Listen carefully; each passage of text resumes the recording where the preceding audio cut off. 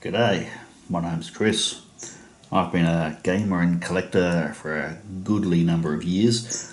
I've blogged battle reports on my WordPress blog Cognition Fatigue on and off for some of those years, and more recently started YouTube battle reports. But today I thought I'd share a new project I'm kicking off. A mate of mine has managed to lure me away from my addiction to nuance sprue plastic crack and get into second-hand miniatures. He'd been paving the way for this transition for a year or two, showing me all the gear he's bought on Facebook Marketplace for the dozen or so Warhammer Fantasy Battle armies he's got, all of which are bloody enormous. In the end, what hooked me was a very reasonably priced Dark Elf army, well, two actually. So, as you can see, this is the Dark Elf army in mass. I'll say formed up in front of us here. Some of these, they're going to need a bit of attention to get fighting fit. We got a few which are, assembled, very good order. They're not going to need any work at all. They're just ready to paint pretty much straight away. Then we've got some which completely come off of their scenic bases here. They're going to need a bit of attention. See if I can get a good shot of this witch elf here. And some of them, that's going to take a bit of effort, I think. This fella's seen better days. It's going to take a lot of metho and a toothbrush for that one.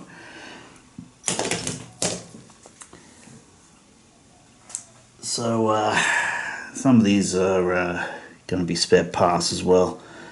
A fellow minus his head, and we've got a whole bunch of these guys that are minus limbs, and I reckon if you chop a few heads off here and attach a few arms there, we can rebuild some of them and make them into a few more complete miniatures. By way of comparison, I've worked on quite a few armies over the years, and all of the ones I've got at the moment, I've just laid out a few samples. This is for my Wood Elf army.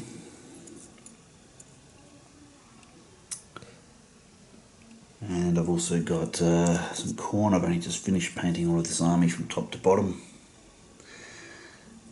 And he's one of the earlier ones I painted.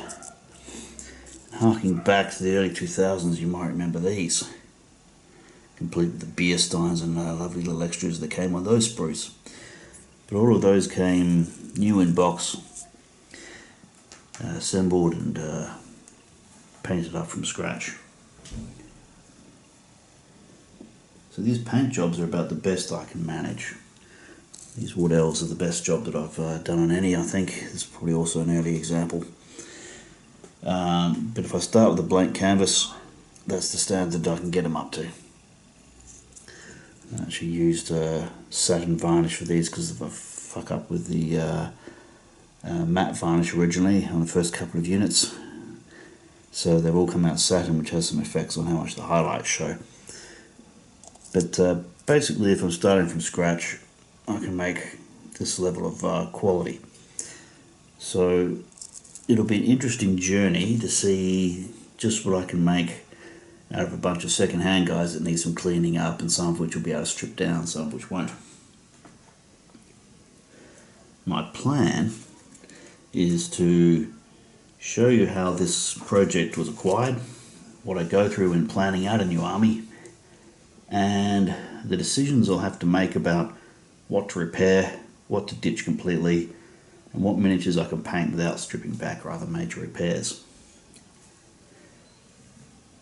Because we are bringing these pointy-eared ladies and gentlemen back to fighting fitness, I'm calling these videos Rehabilitating the Dark Elves.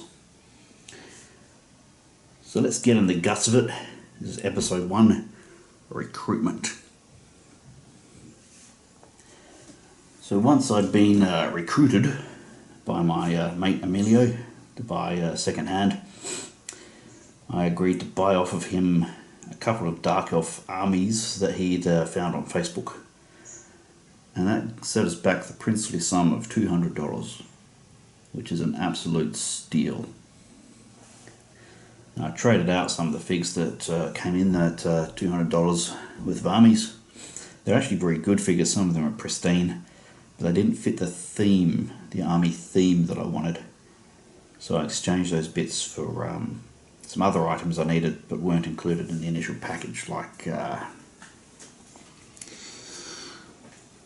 these repeated bolt throwers, which are apparently in high demand and a bit hard to get your hands on. This one and the other one over there is metal, so it's not the latest edition, but if I need to clean them up, they can be cleaned up without any fuss. So that got me everything here, except for this fella I'll talk about in a moment. So there's a bit over 4,000 points, maybe 4,300 in old 8th edition, plus the dragon. I'll give you a quick run through what I got here. So we've got about 32, 2 boxes of 16 I reckon of these dark shards. And there's a box of 5 pretty much perfect condition. Don't mind that fella's been cut in half. Otherwise perfect condition Cold One Riders, plus a couple of these older metal ones with metal riders. It's going back quite a few years for those fellas. And over here you can see there's 6 or so shades. Oops, new camera. 25 of the Witch Elves, and there's 2 blocks of 20 plus of the Corsairs. Now about a dozen of those are metal. Those are very old school figures. The rest are plastic, and they're all either not painted at all or just undercoated, so that's actually pretty good. They're in good nick to paint up the way I want them. Metal ones I can strip back if I need to. Few bits and pieces missing, but like I said, I can cannibalise my bits pile over there and just take what parts I need in order to make them up to full strength. So there'll be at least 40, probably more like 45 to 50. Now in the back row we have an Altar of Cain, so that's the Blood Cauldron arrangement. Oh, and poor Cain, he's been dethroned. Someone's been around to his hometown, invaded and knocked him off his perch. So I'll be reassembling that. I may need to scratch build a wheel or two. Next to that we've got a Cold One chariot, pretty good nick. One of those hunter chariots with the bolt thrower on it. Assembled and undercoated, but otherwise in pretty good nick. One of these ridiculous, nasty aquatic animals, whatever the hell they're called, all a bit newfangled. And by the way, you can see in the background there, that's Emilio's Lizardmen army, still called Lizardmen, back on the square basis. Had a good fight with them with the Corn Demons the other day, and there'll probably be a YouTube video about that at some point. Now, there's 2 of these fellas. These are old metal Hydras. This one might need a bit of stripping back before I repaint. And the other one I showed you before is in so many pieces that he's barely even a Hydra. Looks like he got attacked by a bunch of bloody dragon slayers or some such nonsense.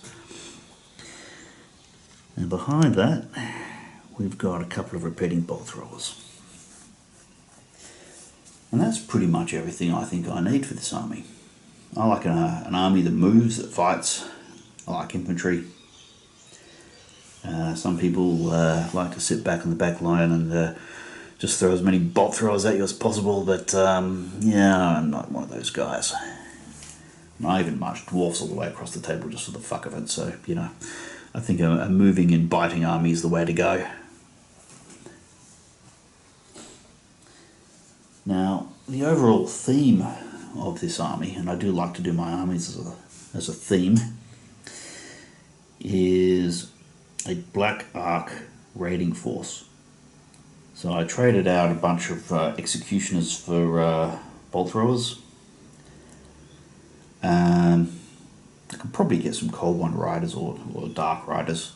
That'd be appropriate to have a few more of those, a bit of a flanking force or some hard hitters.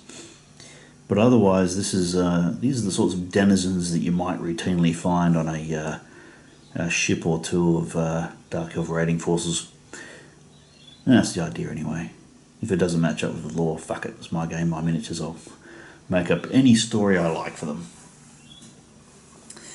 And there's a good range of eras of figures as well. These Cold Wind Riders are very late era. Apart from these metal guys, very early era. The shades are metal.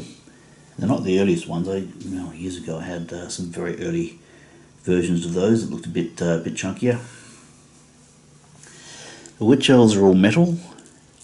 They've got a bit of a different styling to them than the newer plastic ones, but I actually like the metal ones more. They're probably the optimal balance in shape and character. Now that brings us to the dragon. Now this is not a Games Workshop figure. I just saw it in a game shop recently. Bring it into focus, that might be a good idea. I saw this fella in a game shop recently and I thought, that's a nice model. I want to paint that. Now it's going to need a bit of work. I have a vision of painting him up like Toothless from How to Train a Dragon. It'll probably develop a life of its own along the way, but it's a big fella. I'll get these out of the way and put next to it.